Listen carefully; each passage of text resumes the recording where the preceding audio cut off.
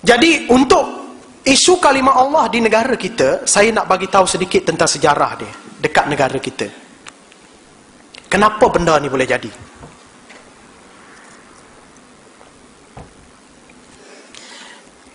Dan untuk menjawab kalimah Allah ni, kita orang Islam ni dia kena bijak. Jangan menampakkan kita orang Islam ni bodoh-bodoh kat luar tu. Dia jawab isu kalimah Allah tu main statement tu tak berapa nak bijak lain tu. Depan ni kenyataan pimpinan gereja.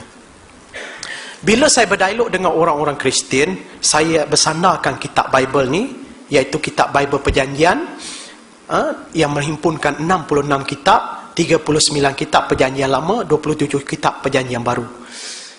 Dan kitab ini adalah kitab yang diiktiraf dalam pimpinan gereja. Dan semua hujah-hujah saya bersama dengan orang Kristian, saya sandarkan pada kitab ni. Ya? Menurut kenyataan pimpinan gereja depan ni dan bawah ni semua ada kod-kod terjemahan, ada semua kat sini. Ya? Projek penterjemahan Alkitab ke dalam bahasa Melayu dimulai pada tahun 1974.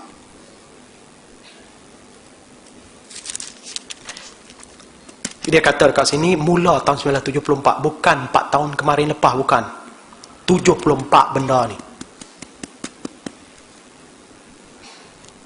Satu soalan saya, mana pergi orang Melayu 74? Mana pergi? Benda ni terjemah 74. Mana pergi orang Melayu? Orang Islam kita mana pergi?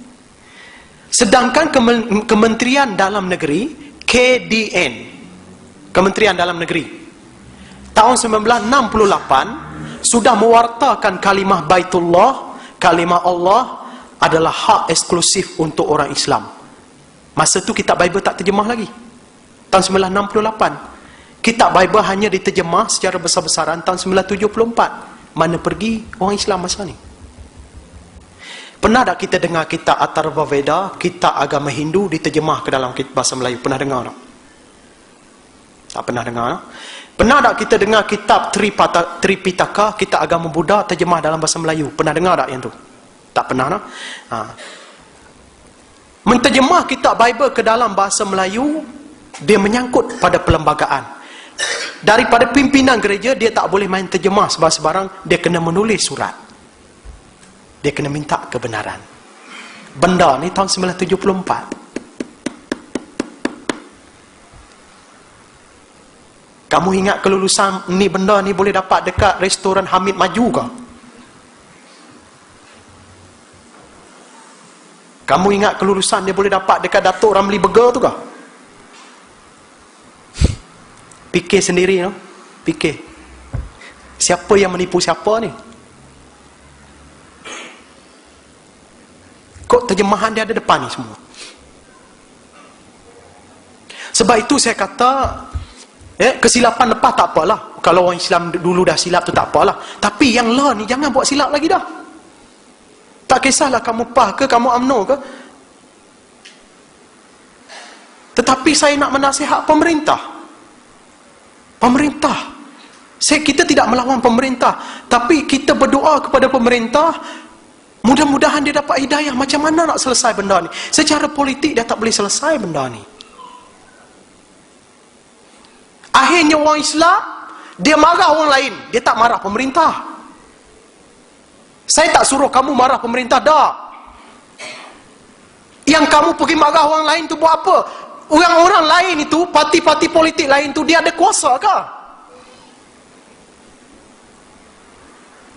Kuasa melarang dan membenarkan benda ni hanya ada pada pemerintah.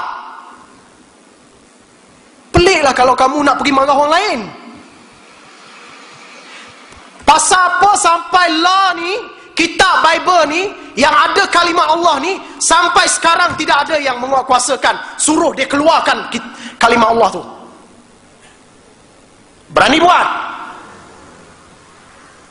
Pemerintah pun tak berani nak buat, no?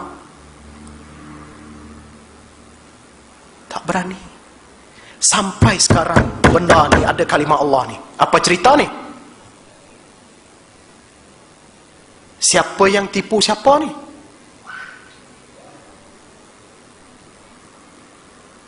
Cuba kalau keputusan hari itu, kalimah Allah tu, sebelum pilihan raya yang ke-13, apa jadi kat Sabah Sarawak? Berani ke ambil risiko?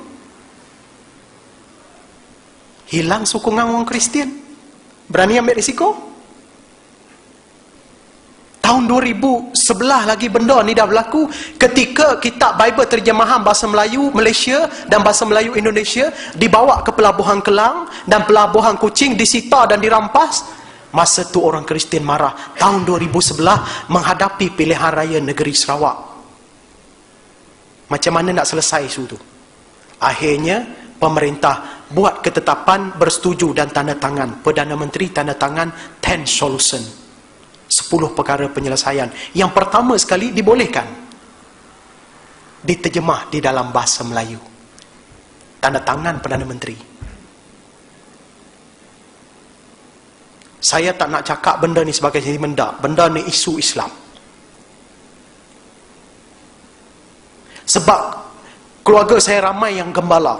Michael Dian, Pastor Anthony daripada Kuching. Saya tak nak mengaku-ngaku, tak ada. Sebab memang ramai di kalangan gembala dan mereka menerima 10 solution tu. Dan ditandatangan 10 perkara yang dipersetujui dekat situ. Bawah dia tanda tangan yang amat berhormat Datuk Perdana Menteri. Cuba kalau tak tanda tangan masa tu menghadapi pilihan raya negeri Sarawak, apa jadi kat negeri Sarawak?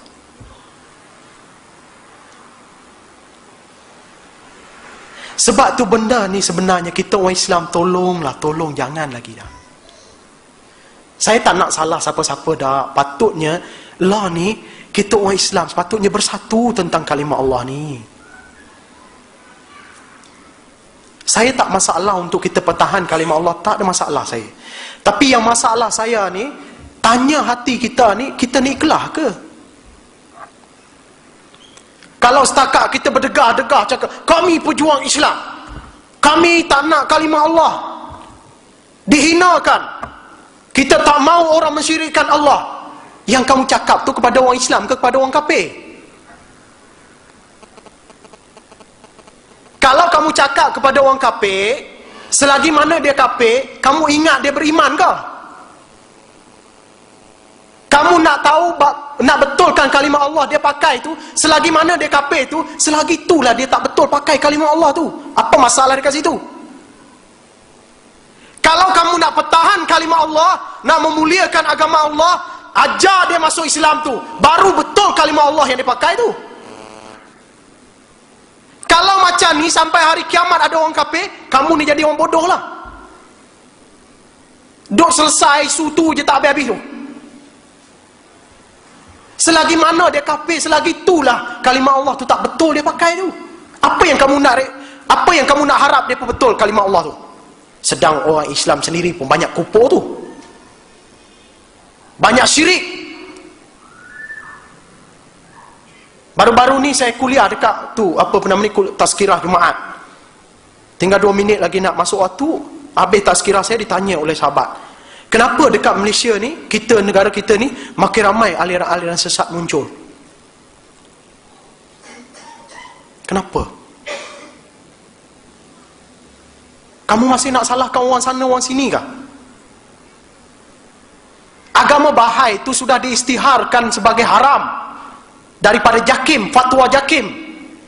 Dekat negeri Sarawak, agama Bahai itu banyak harta-harta mereka dah disita, termasuk arwah nenek saya dulu yang menginfakkan tanah sebidang tu untuk buat sekolah agama Bahai. Habis semua dikebas, disita. Dekat sana tak bergerak agama Bahai, tapi dekat sini ada persatuan agama Bahai. Apa cerita ni? Mana pergi penguasa?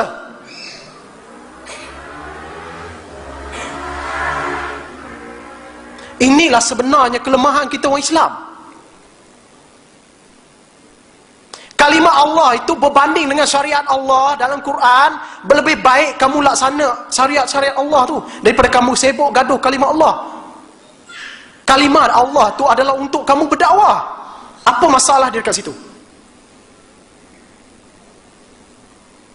Kami daripada orang Kristian sendiri keliru dengan kalimah Allah, akhirnya kami masuk Islam.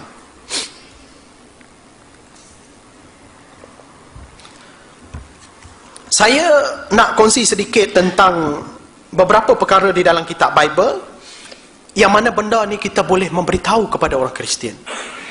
Kami di Sarawak, sahabat-sahabat saya, Syakirin, ya, Lim Jui Sun dan beberapa sahabat saya daripada orang bekah Kristian dan sebagainya, kita mengambil pendekatan untuk berdialog dan memahamkan kepada mereka kenapa mereka tidak sesuai dengan kalimah Allah. Kita tak mahu ambil pendekatan keras. Dan akhirnya, salah satu daripada mazhab Kristian terbesar, mazhab Anglican, dia sudah tak pakai kitab Bible yang ada kalimah Allah.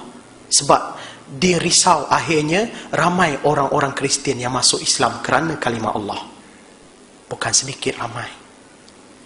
Dia merugikan orang Kristian. Yang dia nak pakai itu sebenarnya macam Katolik sekarang ni, yang dia nak pakai, dia pun tak pakai benda tu. Dia mana baca kitab Bible bahasa Melayu? Dia baca kitab Bible bahasa Inggeris.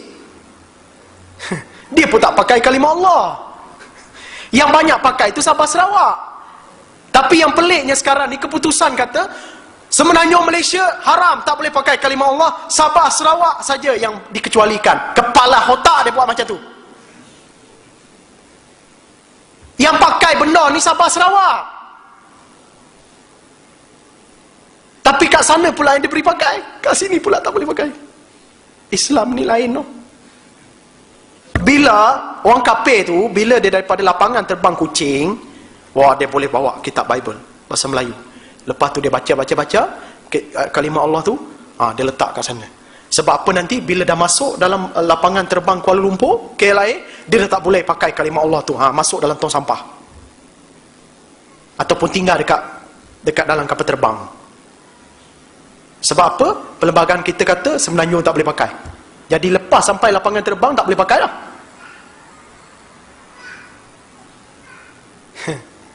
Pelik dah perlembagaan ni. Kalau kamu nak haramkan semualah.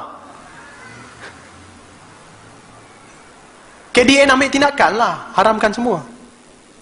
Ambil tindakan, rampas semua. Sabah dan Sarawak jangan pakai. Kamu ni pelik, keputusan orang Islam kat Malaysia ni paling pelik dalam dunia. Semenanjung tak boleh pakai, Sabah Sarawak boleh pakai. Habis orang sana bersadah, dia sadah apa? IC dia apa? Saya tak tahulah kalau Sabah Sarawak ni IC dia daripada Zimbabwe, daripada Afrika Selatan tu. IC dia sama macam kita. Keputusan ni paling pelik yang pernah kita dapat.